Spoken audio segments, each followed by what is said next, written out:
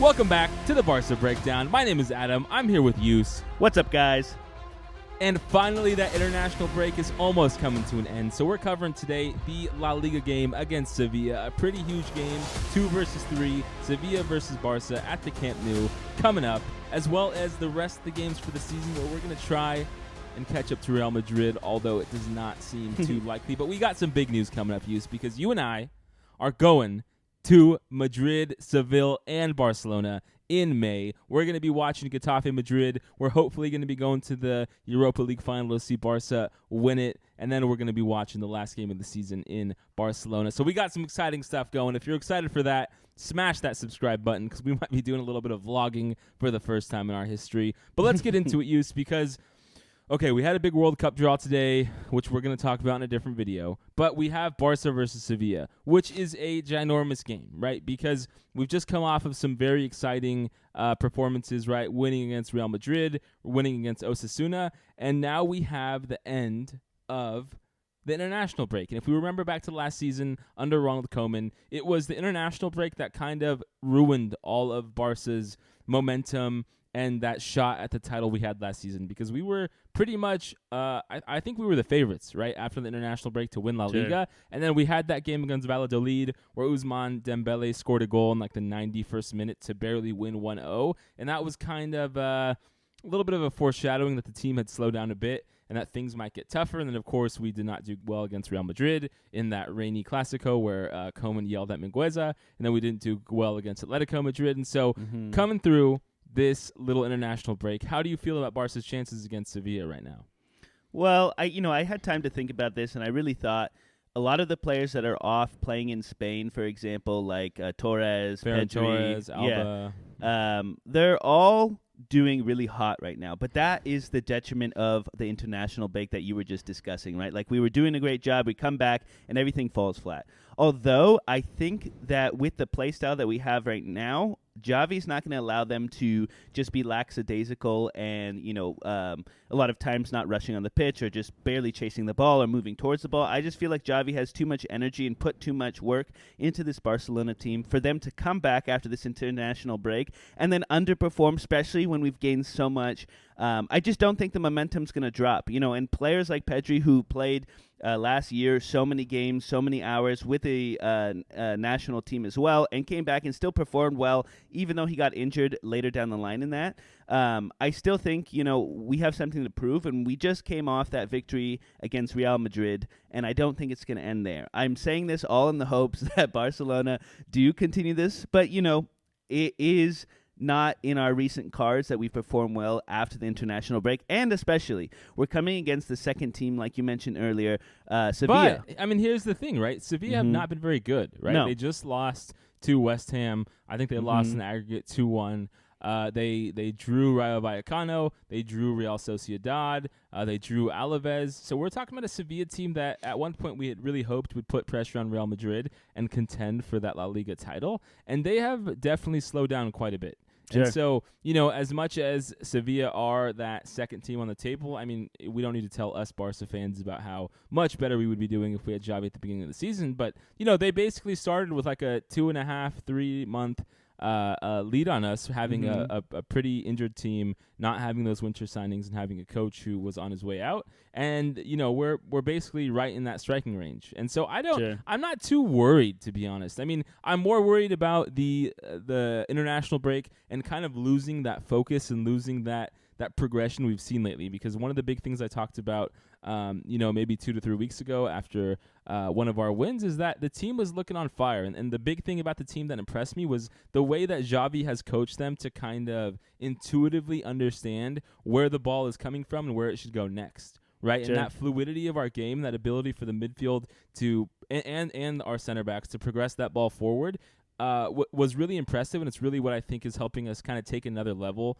as the season is wearing on. And I'm a little bit worried that's going to get rusty, because you go back with the international coaches, they might have a different system, Sure. right? Not all of them, of course, play for Spain. You have players going all around the world to try and qualify for the World Cup. You have Araujo in Uruguay, right? South America. So you have players going very far distances, and I do worry a little bit about the concentration. But my worry is definitely much more on the side of our team than it is on Sevilla, because this is a Sevilla team who have stumbled, right? And they're just out of the Europa League, which normally would worry me, because if they're out of the Europa League, they have more time to kind of focus on La Liga. But we're playing them literally like almost the next game after that exit, and so it's a huge victory for us if we can take it, because right now we sit 12 points behind Real Madrid. We have a game in hand, so if we win tomorrow, 9 points back with about 9 games left in the season, and anything can happen. The same way that we're being pessimistic about Barca and our ability to kind of come back after the international break has to apply for Real Madrid too.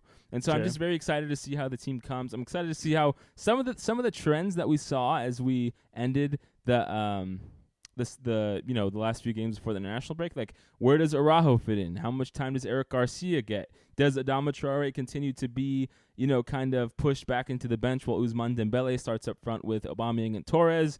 Does Pedri and Busquets and Frenkie de Jong continue to be that dominant midfield while we have Gavi coming as a sub? And then, where do we go in terms of against Real Madrid, right? Of course, we had to play Araujo as that right back to kind of cover for Vinicius Jr., but in some of these games where we can start to put Dani Alves in and then Sergino Dest once he gets healthy, how does Xavi navigate the fact that Araujo is fighting for a contract renewal and we all see him as the future in a post-PK world? And how do we keep him happy with his playtime while Eric Garcia seems to be, a player that offers us like that offensive passing distribution capability that Xavi likes a lot, right? So some of these are the thoughts are going through my head. How do you feel about these things?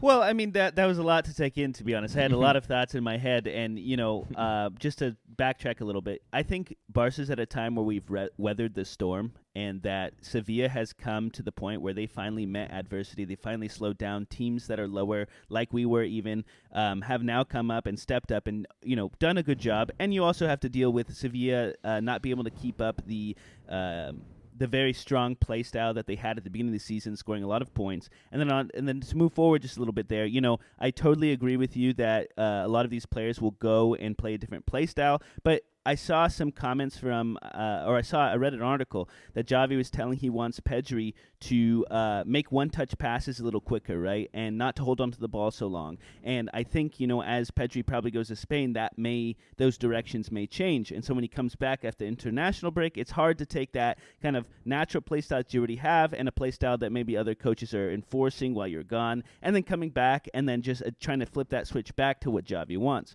So I definitely think that that will be a struggle, but you're talking about all these players that we have in our arsenal, all the choices we have been able to choose from when we played against Real Madrid, when we have Dest get injured, slotting in Araujo in the right back spot. But we'll come back, and I think we just have not compared to last season. We didn't have the arsenal. We didn't have the players to come in and sub in when people weren't doing so well because we were so reliant on just a few players. And then the subs that we made were either too late and couldn't influence the game, or they just weren't good subs. So I think that we do have a much different. We are in a different moment after this international break coming in, and I still think I still have hope for us. That we can perform and keep the train rolling. But we still are 12 points behind Real Madrid. We were never saying at the beginning of the season that we expected us to win. Even when we got Xavi and he started performing well, we never said we're trying to win the trophy for La Liga, right?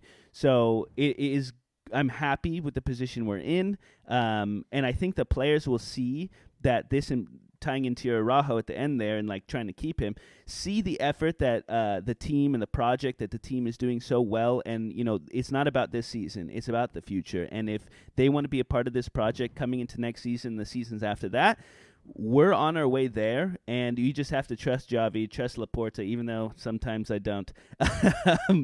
But yeah, well, I mean, you're totally right? Like when you think about this, the biggest. We didn't do too many videos over the international break because there wasn't a tremendous amount of Barca news to cover. But the biggest news by far is something both you and I are very happy about, which is Ousmane Dembele and the board and Laporta have opened up conversations again to re-sign.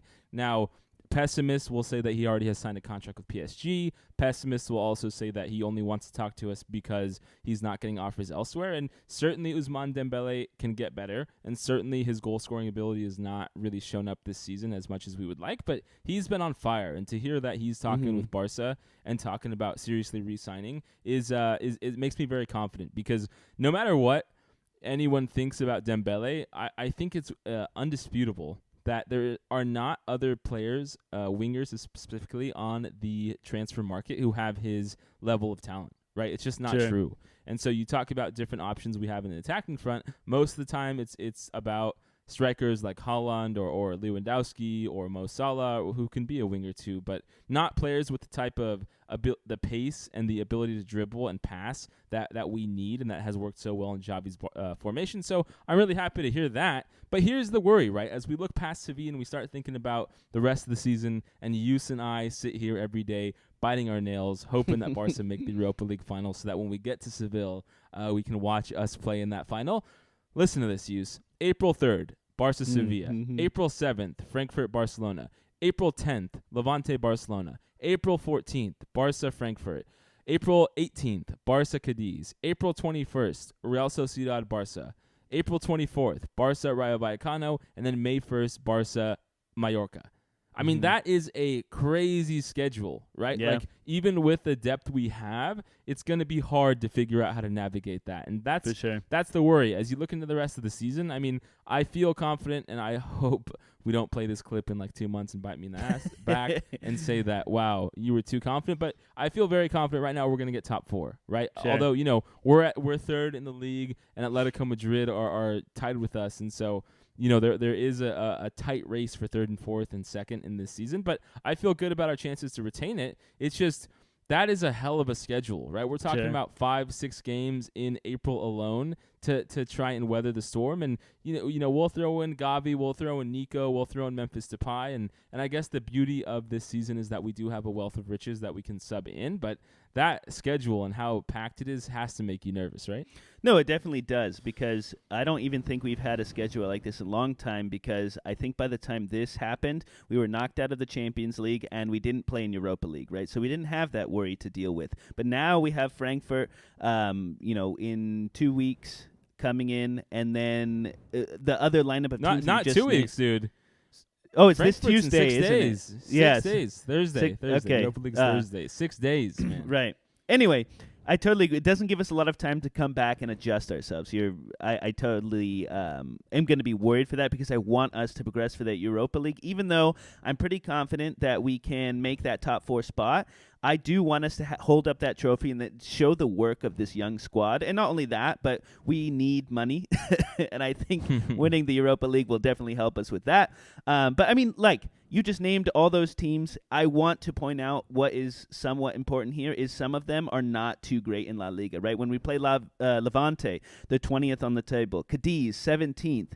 Rayo Vallecano, 13th. And, of course, you have teams like Sevilla, which is second, we're going to play, and Real Sociedad, which is 6th, and then, of course, Frankfurt, who we play, are also 8th in their league in Bundesliga. But that doesn't mean much, because I think they're like 20 points behind Bayern Munich, but Bayern Munich has we would be like 25 points behind Bayern Munich, so I don't think that's the worst thing in the world to say, but I get your point, right, which is that even though the schedule is jam-packed, the teams we're playing aren't that difficult. But I think that really means for us when we try to rotate is the main thing I'm thinking of as we look at the schedule is we just need to be clinical with our chances, right? Sure. We've seen some games like that first Napoli home leg and other games in the last few months where we oscillate between going 4-0 right away or home and just giving a route and everyone scoring, Aubameyang pulling out the Dragon Ball.